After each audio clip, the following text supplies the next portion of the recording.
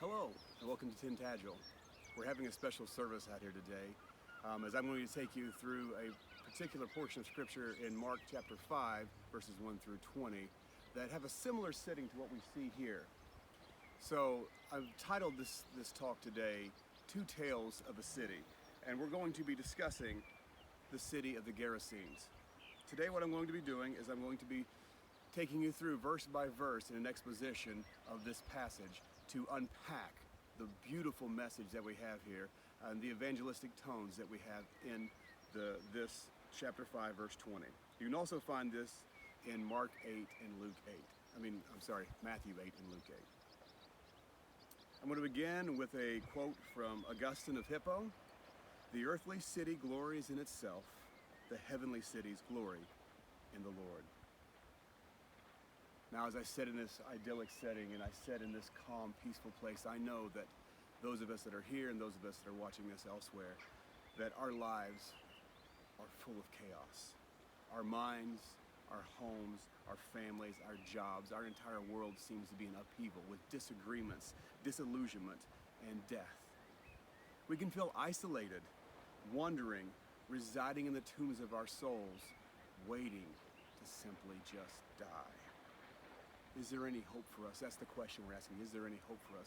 Jesus, it says in John 14:6 that he is the way, the truth, and the life. And then in Isaiah 9:6, it says Jesus is the Prince of Peace. And it's the illusion there that it's speaking of Jesus being the Prince of Peace. In 2 Corinthians 5:17, Paul says, yes, we have a hope because we can become new creatures, the old passing away and the new life coming into us. So today, if you'd let me, I'd like to take you on a journey to the Gospel of Mark. And there I want to have you meet a man named Legion. His story of transformation is absolutely amazing. As two worlds collide, we have the Prince of Peace versus the chancellors of chaos. Let us begin. Mark 5, verse 1. I'm titling this section, The City of the World. Verse 1, so they arrive at the other side of the lake in the region of the Gerasenes. Now, this Gerasene is a place that is actually referred to as Decapolis. It's a network of 10 Greek cities that have anti-Semitic culture and anti-Semitic policies. They don't want any Jewish influence coming in. They're also heavily influenced by the Greek philosophers who are satirical and actually have a penchant for death. So we have this chaos and this death culture coming in through this Decapolis Greek cities. Verse 2, when Jesus came out of the boat, so when Jesus stepped off the boat, much like you would see out here, and he puts his foot down on the shore, as soon as he comes onto that shore, he is met by a man possessed by an evil spirit, and he came out of the tombs to meet him. Jesus is a Jew, folks. Jesus didn't have the cultural or civic right to even be there, but Jesus steps on the shore, and when he does, immediately he's met by a man coming from the tombs. Now, this man lived in the burial caves and could no longer be restrained, even with a chain. Whenever he was put into chains and shackles, as he often was, he snapped the chains from his wrists and he smashed the shackles. No one was strong enough to subdue him. He was supernatural. Think of the Greek god Hercules. Think of the Hulk. He cannot be subdued by any earthly means. He has supernatural strength. Day and night he wanders among the burial caves in the hills, howling and cutting himself with sharp stones. We need to pause here. We need to take a look. Who is this man? Mark is telling us who this man is before he encounters Jesus. He gives us 4 views of this man, 4 different perspectives of this man. The first one is he lives in isolation. He lives in the burial caves. And why he lives there is because of the foreshadowing of death that is coming. Number 2, Matthew and Mark allude here that this man actually is naked. He is unclothed most of the time. He's running through these tombs. Number 3, he could not be restrained, howling and cutting himself. In short, the guy is crazy. He is not in his right mind. Number 4, he wandered day and night. He wanders aimlessly with no purpose and no hope. This is the man we see before he encounters Jesus. When Jesus was still some distance away, the man saw him and ran to meet him and bowed low before him. Let me just say, chaos always bows to peace. It cannot bear the weight of peace and must relent. Just as in Mark 4, when Jesus spoke to the chaotic storm and says, peace, be still, the most chaotic man, the most uncontrolled, supernaturally charged, crazy man, when Jesus comes into encounter with him, that chaos must bow and relent. That is a very powerful thing to think about. Peace is more powerful than chaos. With a shriek, he screamed and cried, "Why are you interfering with me?" This is verse 7. Jesus, Son of the Most High God, in the name of God, I beg you, do not torture me. Now this inference here of, why are you interfering with me? This is twofold. First, the man Legion himself is speaking as a representative of the city of Decapolis. He is saying, what are you doing here? You're not supposed to be here. You're Jewish. We don't want you here. The second inference here is the demons inside of him are saying, what are you doing here, Jesus? This man is our mission. Our mission is to create chaos, dysfunction, fear, and ultimately our job is to kill this man. Why are you interfering with us? So there's two inferences there from two different perspectives. Verse 8, for Jesus had already spoken to the man, spoken to the spirit, come out of the man, you evil spirit. Then Jesus demanded, what is your name? And he replied, my name is Legion, because there are many of us inside of this man. He's not joking. There was 2,000 demons inside of this man. Verse 10, and he begged him earnestly not to send them out of the country or the region. Now that's interesting. Why not the region? Because they had a right to be there. The Decapolis city had decreed they didn't want any influence from the Greeks. They wanted chaos. They wanted destruction. They wanted death in there. And so they had a legal right to be in this country or region. They didn't want to leave that because that was where they had a right to be. Verse 11, now a herd of great pigs was feeding somewhere on the hillsides. And they begged him, saying, send us into the pigs. Let us enter them. So he gave them permission. And the unclean spirits came out of the man and entered the pigs. And the herd, numbering 2,000, rushed down a steep bank into the sea and drowned into the sea. We have a snapshot here of demonic strategy. When we look at C.S. Lewis's Screw Tape Letters, we know demons have missions, and we are the mission. Legion was a mission of 2,000 demons, and the purpose was to cause chaos, fear, destruction, and finally death.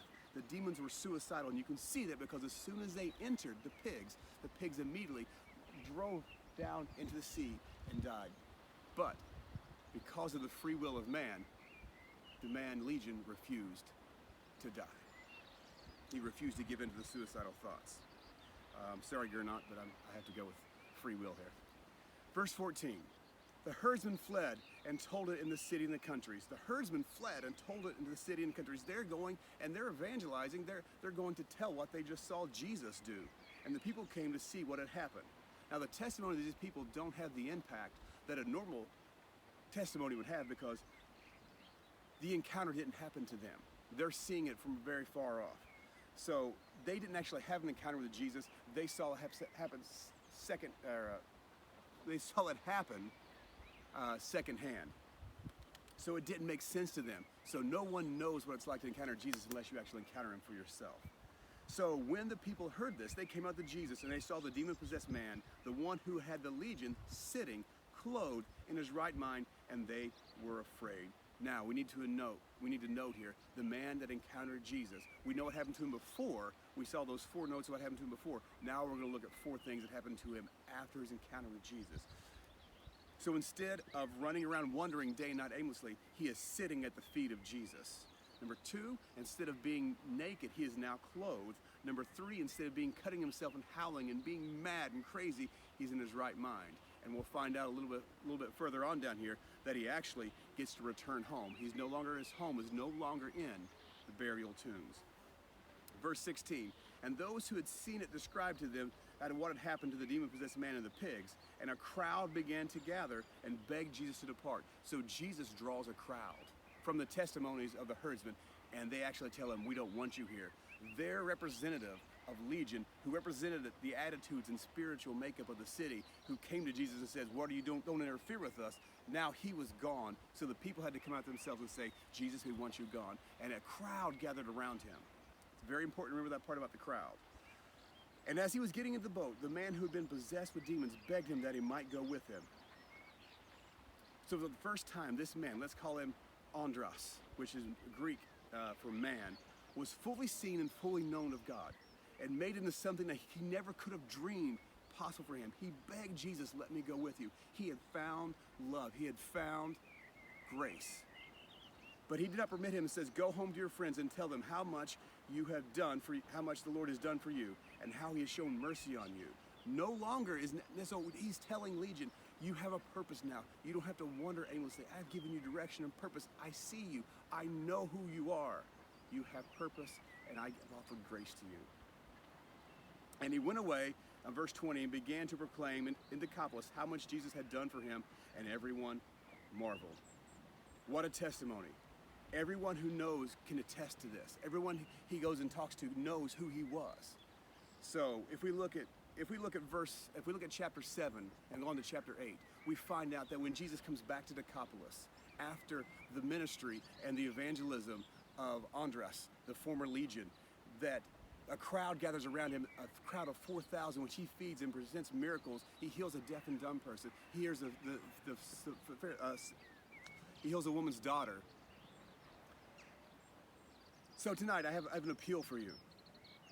What pacts and treaties and barriers have you created in your lives to keep religion out, to keep Jesus out?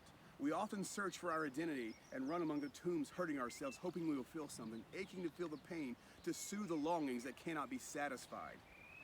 We, like Legion, turn to isolation, rage, and self-harm. The cost is so great, we give up families, we give up love, we give up more than this.